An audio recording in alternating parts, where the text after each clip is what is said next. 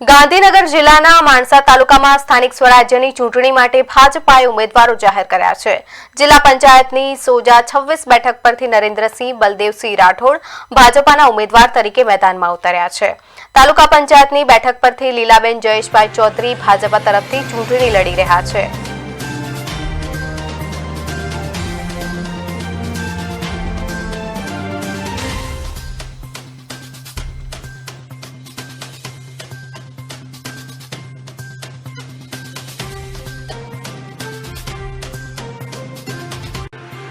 આપણે સોજાના 26 નંબરની સીટ ઉપરથી જિલ્લા પંચાયતમાં લડી રહેલા નરેન્દ્રસિંહ બળદેવસિંહ રાઠોડ જે અત્યારે આપણી સમક્ષ હાજર છે અને અત્યાર સુધીના ગાળા દરમિયાન એમની જે પ્રગતિ અને અત્યારે જે લડી રહ્યા છે સીટ ઉપર એમનું અત્યારે હાલ પરિસ્થિતિ સુધી આપણે જાણીશું। અમે જે હાલવા સોજા અમજા 40ના કરીને બધા લગભગ 13 ગામ આવે છે અમારા સોજા તાલુકા જિલ્લા પંચાયતમાં। એમાં અમે જ્યાં છે ત્યાં બધા અમને સહકાર પબ્લિકે સારો આપ્યો છે, કારણ કે દરેક પબ્લિક અત્યારે વિકાસનું કામ માટે જ બધી પેલી હોય છે, બરાબર। એટલે વિકાસના કાર્ય માટે એ બીજેપીને પસંદ કરે છે, બરાબર। આજ સુધી જે થયું છે એ બધું લોકો ભૂલીને હવે બીજેપી બાજુ વળ્યું છે। મિત્રો, વિકાસની વાત કરીએ કે ભાજપ સરકારે અત્યાર સુધી વિકાસ કર્યો છે અને વિકાસના આધારે આ નરેન્દ્રસિંહ બાપુ જે આ જિલ્લા પંચાયતમાં લડી રહ્યા છે તે વિકાસના કારણે એમનું અત્યારે આખા ગામમાં આમજાની વાત કરીએ કે બીજા એમના જે પણ ગામમાં આવતા બધાની અંદર એમનું એક અલગ પ્રકારનું નેતૃત્વ ઊભું કરેલું છે। અને તાલુકા પંચાયતના લીલાબેનના હસબન્ડ સાથે વાત કરીએ કે ભાઈ તાલુકામાં શું બાબત છે।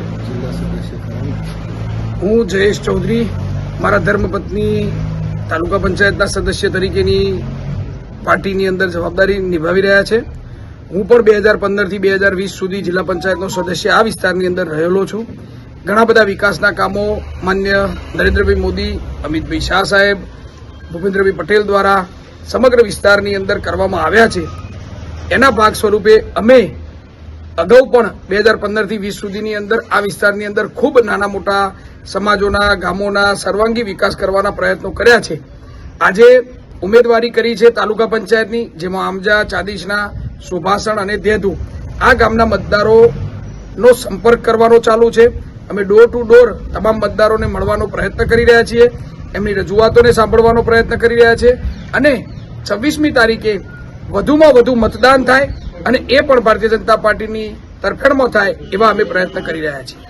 મિત્રો, આ બંને સીટ ઉપર વધુમાં વધુ જંગી બહુમતીથી આ બંને ઉમેદવારો પોતાનું વક્તવ્ય એવી બાબતો કહેવા માંગે છે કે અમે જંગીથી જંગી મતના ગણતરીમાંથી અમારું નામ સૂચિત થાય અને અમે વિજય પ્રાપ્ત થાય તેવી અમને એક અપેક્ષા છે। વિકાસના કામોથી લઈને અત્યાર સુધીના ગાળામાં આ બંને પક્ષોએ જે તૈયારી અને પોતાની મહેનતથી આગળ આવી રહ્યા છે તે આપ નિહાળ્યા। મિત્રો, પ્રવીણ પંડ્યા, પાટનગર નેટવર્ક ન્યૂઝ।